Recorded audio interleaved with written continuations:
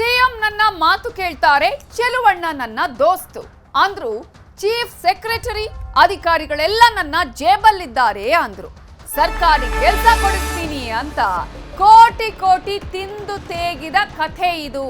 CM ನನ್ನ ಮಾತು ಕೇಳ್ತಾರೆ, ಚೆಲುವಣ್ಣನು ನಾನು ದೋಸ್ತು ಅಂತ ಹೇಳಿ ಚೀಫ್ ಸೆಕ್ರೆಟರಿ ಅಧಿಕಾರಿಗಳು ಎಲ್ಲರೂ ಕೂಡ ನನ್ನ ಜೇಬಲ್ಲಿದ್ದಾರೆ ಅಂತ ಹೇಳಿ ಸರ್ಕಾರಿ ಕೆಲಸ ಕೊಡಿಸ್ತೇನೆ ಅಂತ ಹೇಳಿ ವಂಚನೆ ಮಾಡಿರುವ ಪ್ರಕರಣ, ಕೋಟಿ ಕೋಟಿ ತಿಂದು ತೇಗಿದಂತಹ ಘಟನೆ.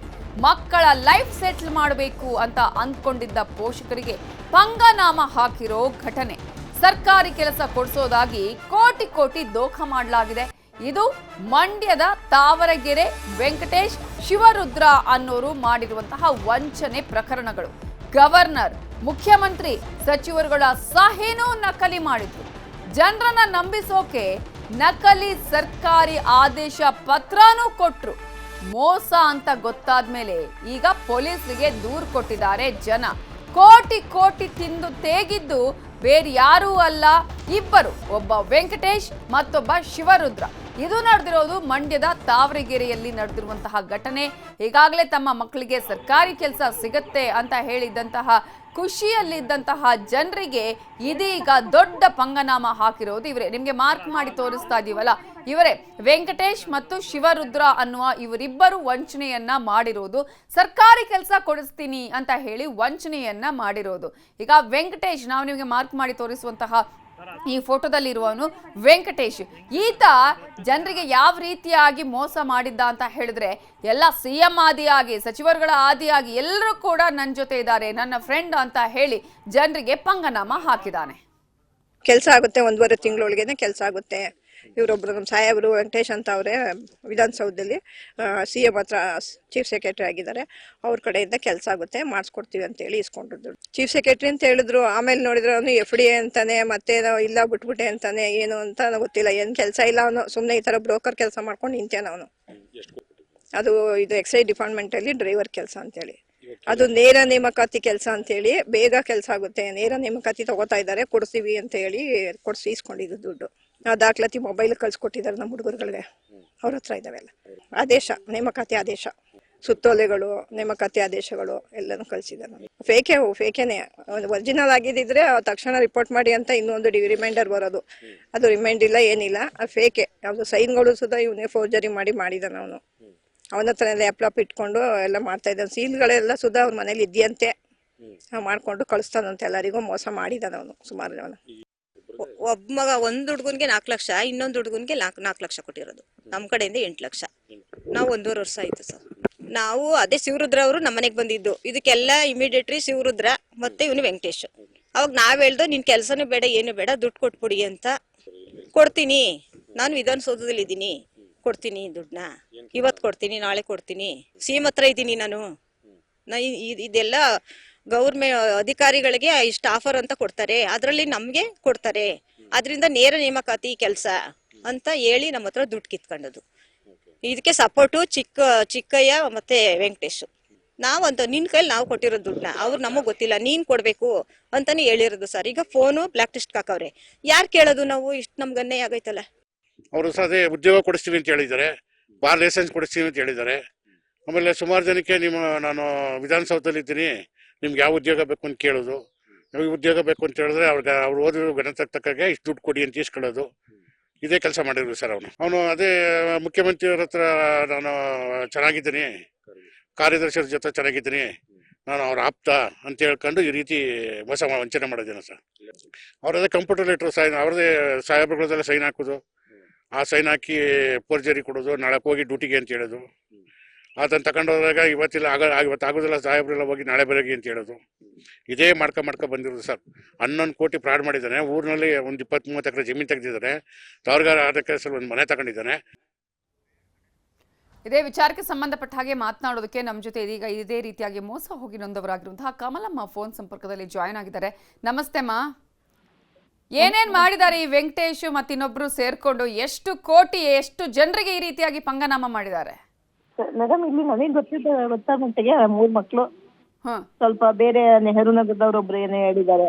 ಸುಮಾರು ಒಂದ್ 7-8 ಜನಕ್ಕೆ ಮಾಡಿದ್ದಾರೆ. ಮತ್ತೆ ಚನ್ನಪಟ್ಟಣದವ್ರು ಸುಮಾರು ಜನ ಬಂದಿದ್ರು ಮೇಡಮ್, ಮನೆ ಹತ್ರ ಬಂದು ಹೋಗ್ತಾ ಇದಾರೆ.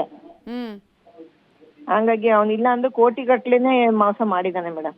ಈಗ ವೆಂಕಟೇಶ್ ಶಿವರುದ್ರ ನಿಮ್ಗೆ ಇಬ್ರು ಪರಿಚಯಸ್ಥರ? ಇಬ್ರು ಪರಿಚಯಸ್ಥರು ಅಂತಂದ್ರೆ ಅವ್ರಿಗೆ ಶಿವರುದ್ರ ಅನ್ನೋರು ಒಬ್ರು ಗಾಯತ್ರಿ ಅನ್ನೋರ್ಗೆ ಪರಿಚಯ ಆಗಿ ಅವರು ವೆಂಕಟೇಶ್ ಅಂತ ಅವ್ರ ರಿಲೇಷನ್ ಇದ್ದಾರೆ ಬ್ಯಾಂಗ್ಳೂರ್ನಲ್ಲಿ. ವೆಂಕಟೇಶ್ ಅಂದ್ಬಿಟ್ಟು ಬೆಂಗಳೂರಲ್ಲಿ ಅವ್ರ ರಿಲೇಷನ್ ಇದ್ದಾರೆ. ಅವ್ರ ಪಕ್ಕ ಮನೆಯಲ್ಲಿ ಇವ್ರು ಶಿವರುದ್ರ ಇರೋದಂತೆ.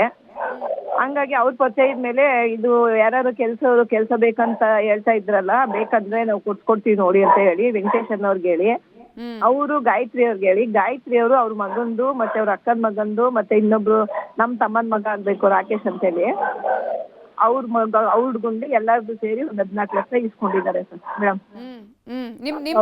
ನೀವ್ ಎಷ್ಟು ಕೊಟ್ಟಿದ್ರಿ?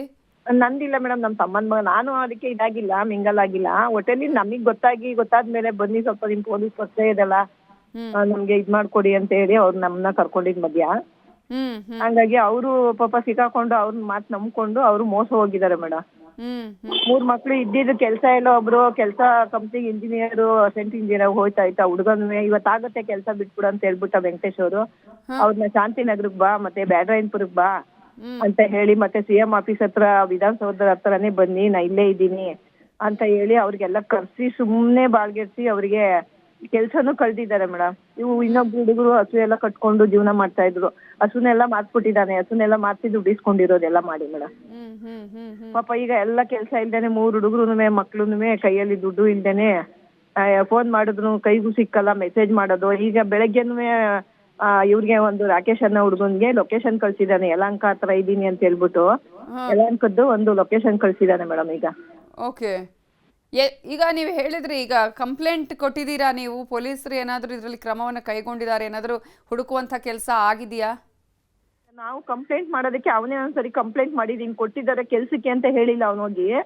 ರಾಕೇಶ್ ಅನ್ನೋರ್ಗೆ ಹತ್ರ ದುಡ್ಡಿಸ್ಕೊಂಡಿದ್ದಕ್ಕೆ ಅವರು ಬಂದು ಒತ್ತಡ ಆಗ್ತಾ ಇದ್ದಾರೆ, ನಮಗೆ ಇದು ಸೆಕ್ಯೂರಿಟಿ ಕೊಡಿ ಅಂತ ಅವ್ರು ವೆಂಕಟೇಶ್ ಅವ್ರ ಮಿಸ್ಸಸ್ ಕಡೆಯಿಂದ ಕಂಪ್ಲೇಂಟ್ ಕೊಟ್ಟಿದ್ದಾರೆ ಮೇಡಮ್. ಅವ್ರು ಕೊಟ್ಟಿದ್ಮೇಲೆ ನಮ್ಮನ್ನ ಕರ್ಸಿ ಕೇಳಿದ್ಮೇಲೆ ನಾವು ಈ ತರ ಹೇಳಿದ್ಮೇಲೆ ಅವರು ಪೊಲೀಸ್ ಅವರು ಅವನ್ನೇ ಕರ್ಸಿ ಒಂದ್ಸಲ ಮುಚ್ಚಳಿಕೆ ಬರ್ಸ್ಕೊಂಡಿದ್ದಾರೆ. ಈ ತಿಂಗಳಲ್ಲಿ 3-4 ದಿವಸ ಟೈಮ್ ತಗೊಂಡು ನಾನು ಕೊಡ್ತೀನಿ ಅಂತ ಹೇಳಿ ಅಲ್ಲಿ ಮುಚ್ಚಳಿಕೆ ಬರ್ಕೊಟ್ಬಿಟ್ಟು ಸೈನ್ ಮಾಡ್ಕೊಂಡು ಹೋಗಿದ್ದು ಪಾರ್ಟಿ ನಾಪತ್ತೆ ಆಗಿದ್ದಾರೆ ಮೇಡಮ್. ಈಗ ಸಂಪರ್ಕಕ್ಕೆ ಬಂದಿಲ್ಲ, ಸಿಗ್ತಾ ಇಲ್ಲ ಈಗ? ಸಿಗ್ತಾ ಇಲ್ಲ ಮೇಡಮ್. ಏನಾದ್ರು ಮೆಸೇಜ್ ಮಾಡ್ಬಿಡೋದು, ತಕ್ಷಣ ಸ್ವಿಚ್ ಆಫ್ ಮಾಡ್ಕೊಳ್ಳೋದು. ಮೆಸೇಜ್ ಮಾಡೋದು, ಸ್ವಿಚ್ ಆಫ್ ಮಾಡ್ಕೊಳ್ಳೋದು. ಮೆಸೇಜ್ ಮಾಡಿರೋದೆಲ್ಲ ನಮ್ಮ ಮೊಬೈಲ್ಗಳಲ್ಲಿ, ನಮ್ಮ ಮಕ್ಕಳ ಮೊಬೈಲ್ಗಳಲ್ಲಿ ಇದಾವೆ. ಆಮೇಲೆ ಮಾತಾಡಿದ್ದಾನೆ, ಅದಕ್ಕೆ ಹಿಂದೆ ಎಲ್ಲ ಮಾತಾಡಿರೋದು ರೆಕಾರ್ಡ್ ಎಲ್ಲ ಇದೆ ಮೇಡಮ್ ನಮ್ಮ ಹುಡುಗರ ಹತ್ರ.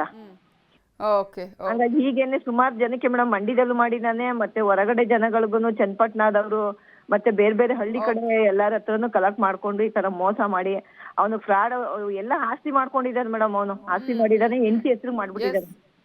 ಎಸ್, ನೋಡೋಣ ಏನಾಗುತ್ತೆ ಈ ವಿಚಾರದಲ್ಲಿ. ಈಗ ಕಂಪ್ಲೇಂಟ್ ಕೊಟ್ಟಿದ್ದೀರಲ್ಲ, thank you so much news 18 ಜೊತೆ ಮಾತನಾಡಿದಕ್ಕೆ. ಇದರ ಬಗ್ಗೆ ಇನ್ನಷ್ಟು ಡೀಟೇಲ್ಸ್ ಕೊಡೋದಕ್ಕೆ ನಮ್ಮ ರಿಪೋರ್ಟರ್ ಸುನಿಲ್ ಈಗ ಫೋನ್ ಸಂಪರ್ಕದಲ್ಲಿ ಜಾಯ್ನ್ ಆಗಿದ್ದಾರೆ. ಸುನಿಲ್, ಈಗಾಗಲೇ ಮೋಸ ಹೋಗೋರು ಇರೋವರೆಗೂ ಮೋಸ ಮಾಡೋರು ಇರ್ತಾರೆ ಅನ್ನೋದಕ್ಕೆ ಇಂತಹ ಉದಾಹರಣೆಗಳು ಮತ್ತೆ ಮತ್ತೆ ಸಿಗ್ತಾ ಇದೆ.